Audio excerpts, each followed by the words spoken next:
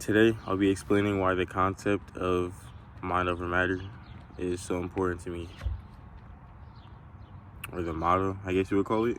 But the first time I remember this concept entering my brain, or at least the first time that it was significant enough for me to like keep remembering it, is when I took shrooms, psilocybin mushrooms. And my first trip, it was in my room. I was with some friends, Andrew, Mills, and Shane. When you're inside the shroom trip, personally, I feel like there's no other way to go about it besides mind over matter. When you're dealing with psychedelics, mushrooms specifically, they make you trip inside your brain more so than, it's more internal than external. Acid, though, that's more of an external trip, and it's gonna make you see like cool shit, colorful shit. But they both have internal and external traits about them. But anyways, I was in my trip and I just had to immediately. Alright, so let me take y'all back. First, I took 3. I don't remember the milligram, but it was 3 edibles, Koi brand, and I took 3 of those. I wasn't gonna do any shrooms that day. That's why I took 3. I was gonna chill. And that was, mind you, that was more than I've ever taken in my life. I've only stuck with 1 or 2 before.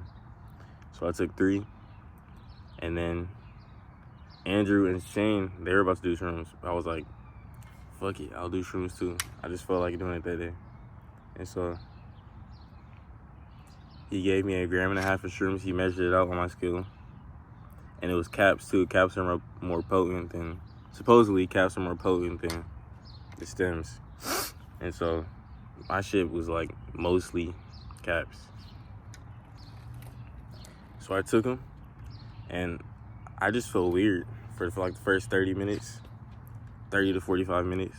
I just felt weird. Like my body didn't feel normal. It didn't, like, it couldn't rest. It felt like there was like electricity or some shit going through my body, man.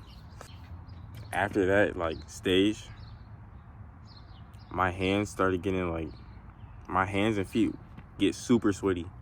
That happens normally, but during the trip, when I come up with the trip, it felt like there was like somebody poured maple syrup like in between all my hands and feet. That's what it felt like. I was higher than I've ever been when on the come up.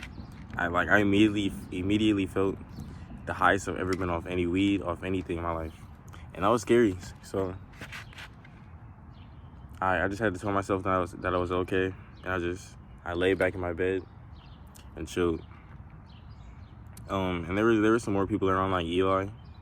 Eli came and he told us to put on this movie Intergalactic. By the way, if you've never seen it, it's a Netflix movie called Intergalactic. It's like a love story, but it's made differently. Like, I can't explain it. It looks different off when you're not sober, but it's still an amazing movie sober. For the first time I ever watched it, I was not sober. Again, back to the main point: mind over matter. Shrooms, with my experience, it's super easy to turn a good or okay trip into a bad trip really fast, just based off your mental state. And if you're in a scared mental state or like anxious, that shit will turn bad quick. And a bad trip isn't, like, for me, because I can only speak from my personal experiences, a bad trip isn't, at least with these lower doses, like 1.5 grams, 2 grams, it's just like an overall feeling of like,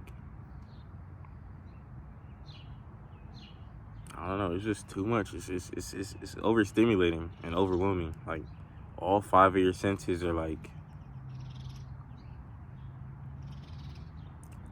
on 10, and you can't like, I don't know. There's no turning back. You can't stop it. You can't.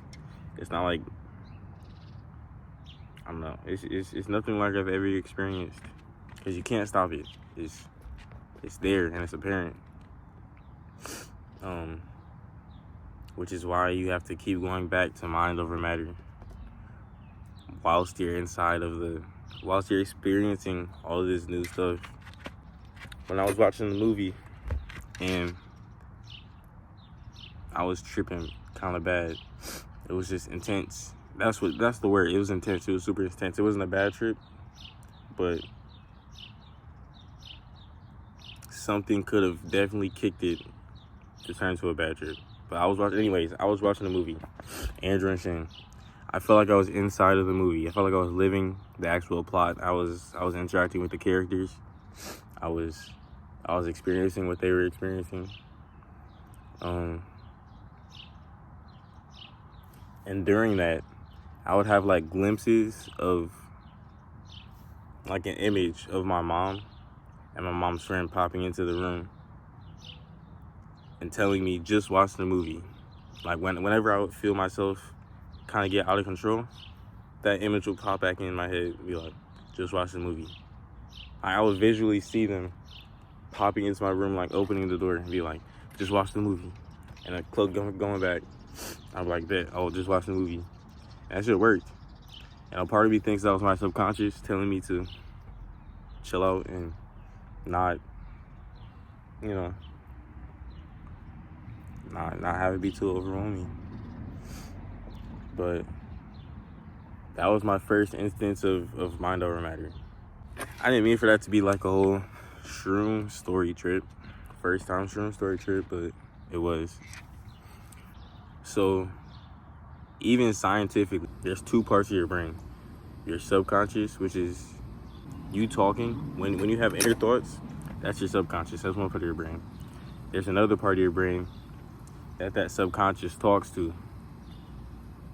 You can't let that other part of your brain that your subconscious talks to, you can't let that overpower your subconscious, because your subconscious is you. Your subconscious is your soul.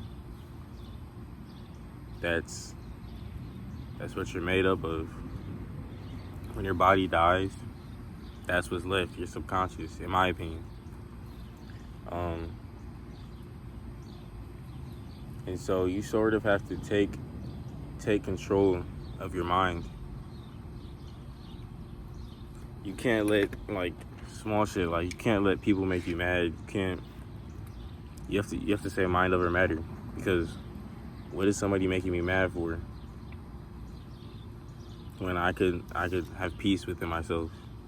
When somebody's doubting you, saying you can't do this, putting you down, who are you to let them try to convince your brain that you can't do whatever it is? You're you. It's mind over matter. You have to. There's so much in my brain that I can't verbalize, because I don't know. Your actual brain is brain one, and your subconscious is brain two. Your brain one is, say you're in a relationship and you're overthinking about the other person cheating. That's your brain one. Your brain two, you have to have your brain two has to know when to take over and stop that brain one from doing all this overthinking, because it's overthinking about nothing. I think I just came to a realization that I didn't come to before. Your brain one is your matter. Your subconscious is your mind. There has to be some sort of distinction between them, or else I feel like if there's no distinction between them, you'll live a sad life. You have no control over your own life. which is why you have to keep using mind over matter in everyday things. When something like pisses you off, pisses your soul off so bad, and you can't get over it. You're thinking about it like throughout the whole day. You're just mad because of that, whatever. When you utilize mind over matter, it'll literally go away. Because why are you pissed off right now? Realistically, if you come out of if you see it from a different perspective, why are you pissed off? Okay, something happened. Can it be solved? Yes. So why are you pissed off? You know what I mean? It's like you have to evaluate your life, yourself, every single day with those things. And then eventually, it'll become like, it'll be muscle memory. Like, the more you utilize mind over matter, the easier it'll become to distinguish between your brain 1 and your brain 2.